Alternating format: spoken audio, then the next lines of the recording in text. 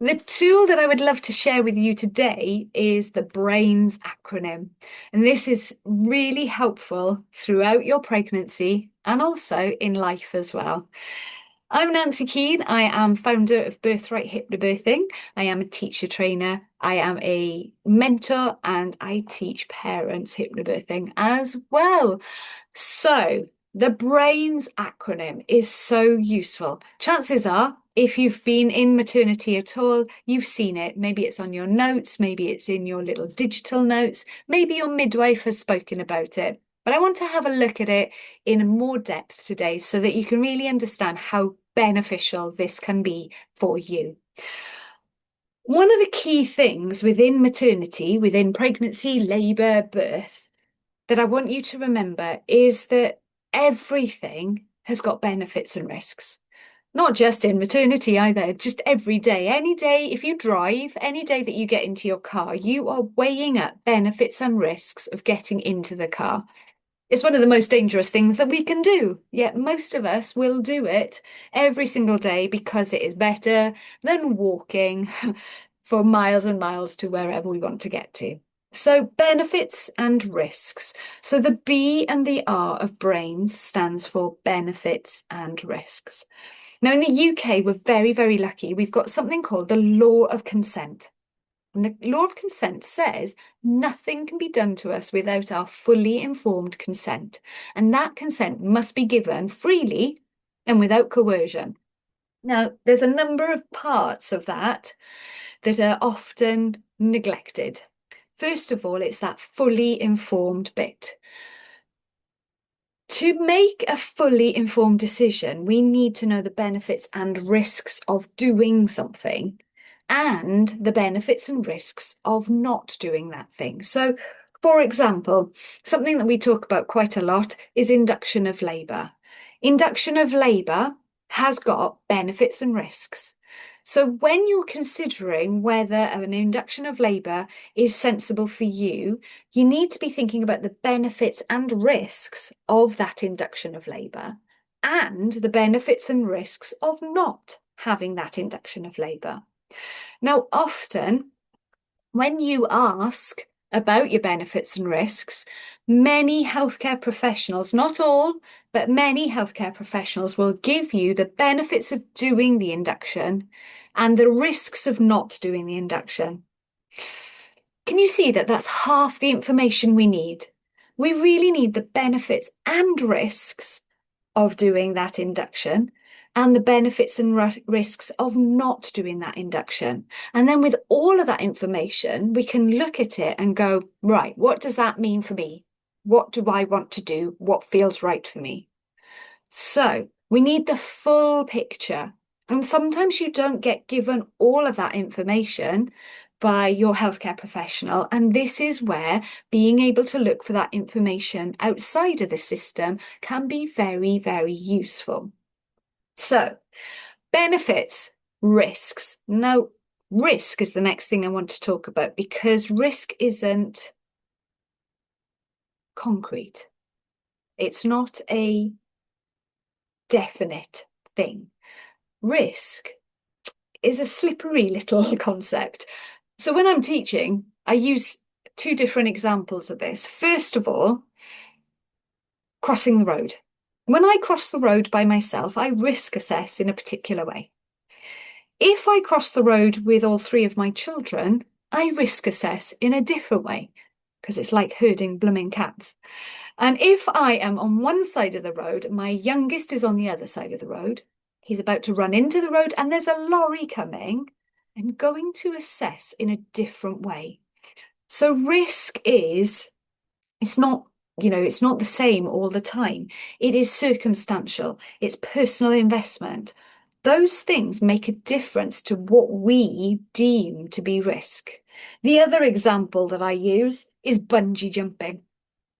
I love bungee jumping.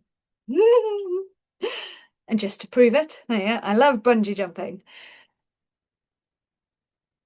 I look at the chances of something happening, going wrong, and I go, yeah. Other people look at those same numbers and go, not on your Nelly. You're a nutter.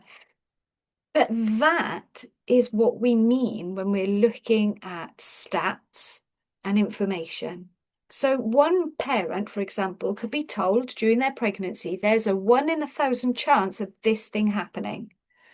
And that parent might go, oh no, that's far too big a risk. I want to do this.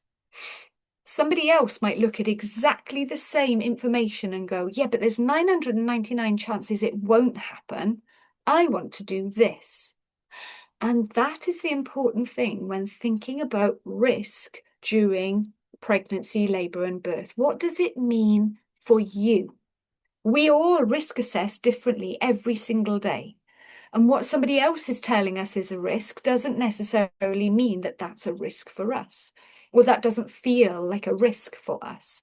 So when you are thinking about having conversations towards the end of pregnancy, for example, and they're saying there's this chance of this happening, or there's this chance of this happening, take a step back and think what that means to you. And that's the important thing, because this is your body, your baby, your choice. So thinking carefully about the wider picture. So benefits and risks. We need the benefits and risks of doing something. We need the benefits and risks of not doing something. And then with all of that information, you can make a fully informed decision. And if you're not getting all of the information from your healthcare provider, there are places that you can look outside the system. You can look at AIMS, the Association for Improvement of Maternity Services, got amazing resources about your choices and options. You have got places like sarahwickham.com where you can find loads of amazing information about benefits and risks during pregnancy, labour, birth, and postpartum. You can also engage with somebody to give you education or guidance. Loads of us out there. And if you're interested in doing courses or learning more, I'll put my links below here. But finding out what your benefits and risks mean for you. And then the second part of that law of consent that is often missed is you need to give that consent freely and without coercion. And what that means is that you need time to be able to work out what feels right for you. And then once you have made a decision, you don't need to be pestered about it. That's actually harassment. So if you have given your answer, no, I don't want to do this, or yes, I want to do that, and somebody says, oh, right, now I need to get the doctor and just have an extra word with you, they don't need to do that. You are an adult with capacity. If you have made your decision, made based on information, or actually just decided that's what you want to be doing, they need to support you with your choices and your options. So that's the second bit that's often missed from that law of consent. So that's our benefits and our risks. What about alternatives? There are always alternatives.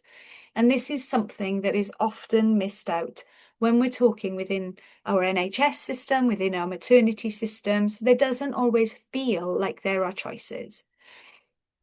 Parents often say to me, I've got to do this, or I'm not allowed to do this, or I can do this, but only until this period of time. It is your body, your baby, your choice. You always have choices and options. Whether it feels that way or not is a different matter, but the choice is yours. So seeking out what the alternatives are, find out what your choices and options are. Sometimes looking outside of the system as well. So if you're not getting the support that you want within the system, looking outside of the system, talking to people. You can employ an independent midwife, you can pick their brains, you can talk to other support workers as well. So there are doulas, people like Sarah Wickham as well, lots and lots of great information, and AIMS as well. So lots of great information out there to help you find out what the alternatives are and then decide what you want to do. Now, I said I is for intuition, instinct, but also information. So during pregnancy, the I really is about fact finding. Where can you get information that is relevant for you? It might be asking people, it might be reading, it might be listening to podcasts, it might be doing a whole bunch of different things. So information, fact finding, but during labour and birth, you want to then switch off that thinking part of your brain to allow your intuition and instinct to guide you. And that is very important as well. And this is why having a partner around you who can do that thinking and questioning and all of those neocortex, new brain activities for you while you're giving birth is really beneficial. So, nothing. Now, we're not saying do nothing ever. Not anti-intervention, I promise you. I know it often sounds like I am, but I am not. Intervention, medicalisation is brilliant when necessary. And the vast majority of births, it's not necessary. But when it is necessary, oh my gosh, yes, I am all for it. But the end for nothing means sometimes labour just pauses. Labour has a rhythm of its own. It unfolds in a rhythm of its own. Sometimes it's swift, sometimes it is speedy, sometimes it is gradual and steady. And that's all fine. Labour is what it needs to be. And there are natural pauses in straightforward physiological birth. And we don't necessarily need to jump in and do anything when things slow down. So it is understanding that physiology that means that you can then confidently not necessarily just jump in as soon as you feel that things are slowing down. Now, the World Health Organization supports this. Back in 2018, they released their new interpartum guidelines and said categorically we should not be putting time limits on any part of labour. First stage, second stage, third stage, that those timings that we have within our system are often really unrealistic and unattainable by most women and birthing people. So we shouldn't be putting those time limits on labour, which means that having this patience, this allowing of physiology to unfold is so beneficial. Now, if you are interested in finding out a little bit about those natural pauses, there's a great podcast, The Midwife's Cauldron, talking about those natural pauses. Go and have a look at that as well. But do nothing. We don't need to rush in and do. Sometimes labour just needs some space and some time to unfold. And then S, brains, S for smile. When we smile, we release oxytocin. Yay! So we need oxytocin for labour to run smoothly. So keep smiling. Do things that make you smile, make you feel happy. Have a kiss, have a cuddle, have a dance, have a sing, have a snooze, have a belly laugh. All of those things release that oxytocin.